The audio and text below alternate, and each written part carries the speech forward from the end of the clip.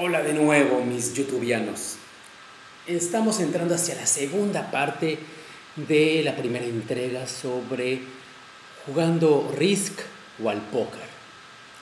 La primera parte ya vimos un pequeño recuento sobre lo que es el programa nuclear de Irán y el programa nuclear de Israel, cómo es que se dan a cabo o cómo se llevan a cabo los dos, y finalmente sobre si realmente el programa nuclear iraní es una amenaza.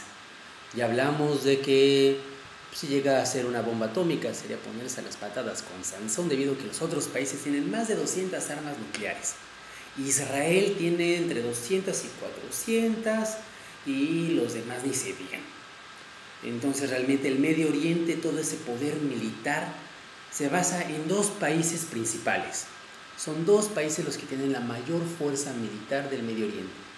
Israel por un lado, Irán por el otro. Ahora, Israel, aliado de Estados Unidos. Irán, aislado del mundo y aún así es de los países más poderosos en cuanto a la milicia. Pero bueno, dejemos este tipo de cosas que nos llevarán a reflexiones más adelante, pero en este momento vamos a caer sobre por qué. Finalmente, ¿qué ganaba Estados Unidos al hacer un programa nuclear en Irán? Ya contamos que Eisenhower fue el que manda a poner en 1957 a través del programa Átomos para la Paz, con la idea de realizar una construcción de 23 plantas nucleares a ponerse en Irán, bla, bla, bla, bla. Muy bien. Pero finalmente, ¿qué ganaba Irán? ¿Qué ganaba Irán además de una cooperación nuclear? Bueno, por un lado tenemos que Irán ganaba de Estados Unidos un financiamiento o un apoyo tecnológico y económico en su presupuesto militar. Sabemos que a Estados Unidos le encanta dar dinero a países que sean aliados para que mejoren su posición defensiva, ofensiva, etc. En ese momento de la Guerra Fría, Irán es un país llave, es un país geoestratégico. Recordemos que está en el Golfo Pérsico. De este lado, abajito, tenemos la península arábiga y aquí enfrentito está Irán. Más arriba tenemos a Rusia. Irán es un país llave porque se encuentra en medio. ¿Ubicamos? Se encuentra en medio entre el mar Caspio y el Golfo Pérsico. Por aquí pasan un tercio de los hidrocarburos del mundo, algo así como 15 millones de barriles de petróleo al día. Y acá arriba tenemos el mar Caspio, rico en gas, un poco en petróleo, y más arriba tenemos a Rusia. Y estamos en pleno conflicto de la Guerra Fría.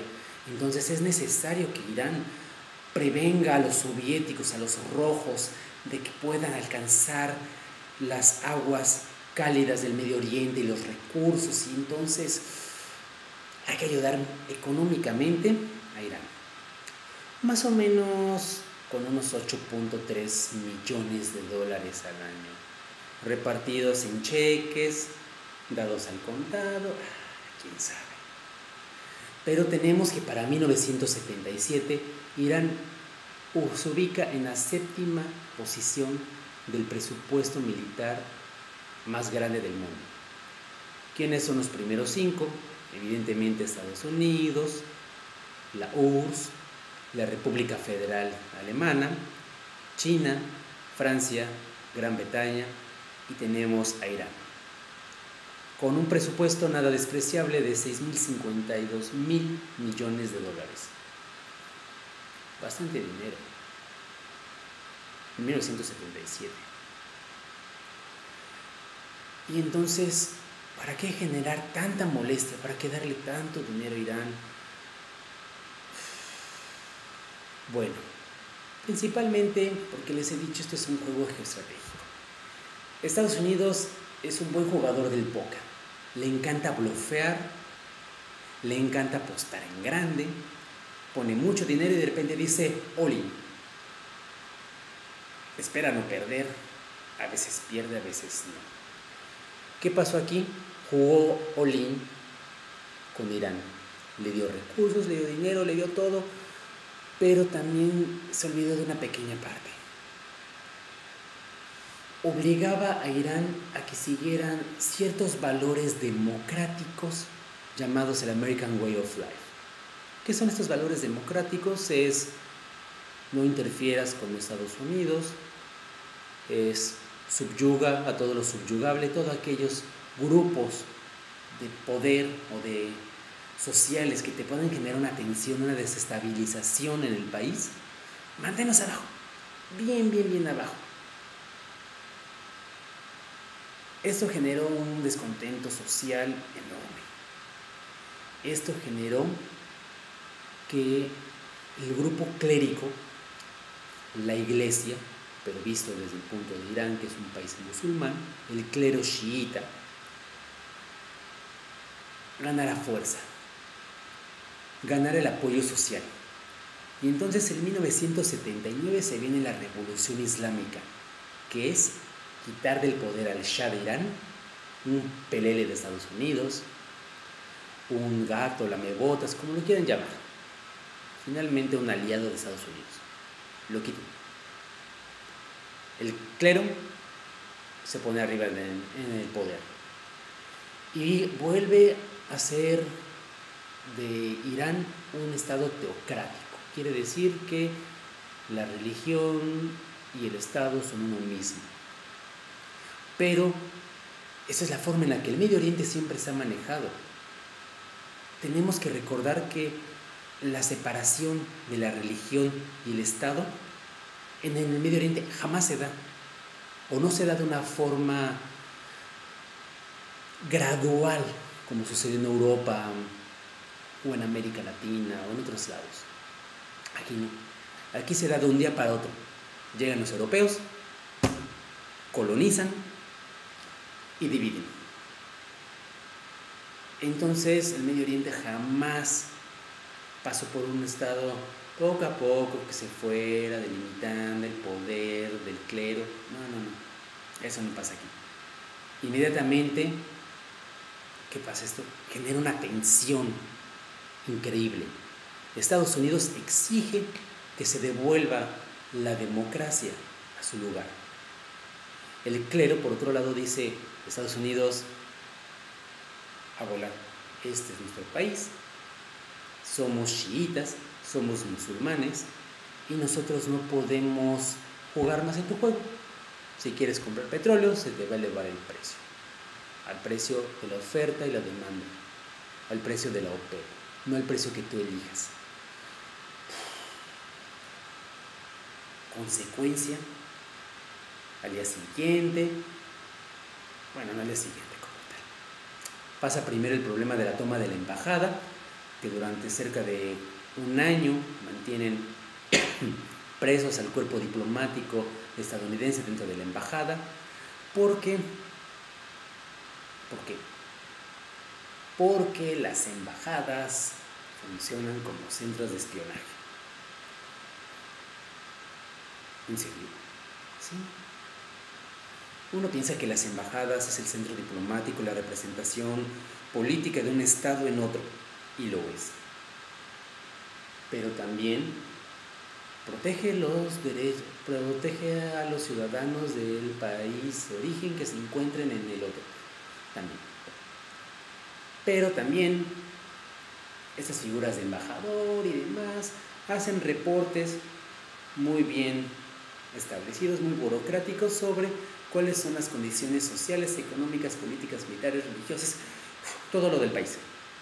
De modo que la puedan enviar al país de donde la representación es, para que el gobierno de ese país haga un estudio sobre qué tanto conviene, si hay una disposición para que se abra un mercado, para que haya un tratado de esto, un tratado del otro, un acuerdo de cooperación, un acuerdo cultural, etcétera, y todas las disposiciones que siempre vemos, todas las convocaciones y demás, de estuve en el extranjero, ya que tenemos relación con este país es más fácil. Pero esa es la parte bonita y pública. La otra parte es todo aquello que se vaya encontrando pues también va hacia la información de seguridad y de inteligencia. Claro que, pues bueno, embajadas como México y demás, pues no tienen una embajada tan grande donde no pueden tener un personal que se dedique a las tareas de investigación. Pero las embajadas de Estados Unidos, de Rusia, China, son enormes. Por lo tanto, pueden albergar a más gente que se dedique a estudiar un poco más sobre la seguridad, etcétera. Representantes de la CIA, de la KGB, del Mossad.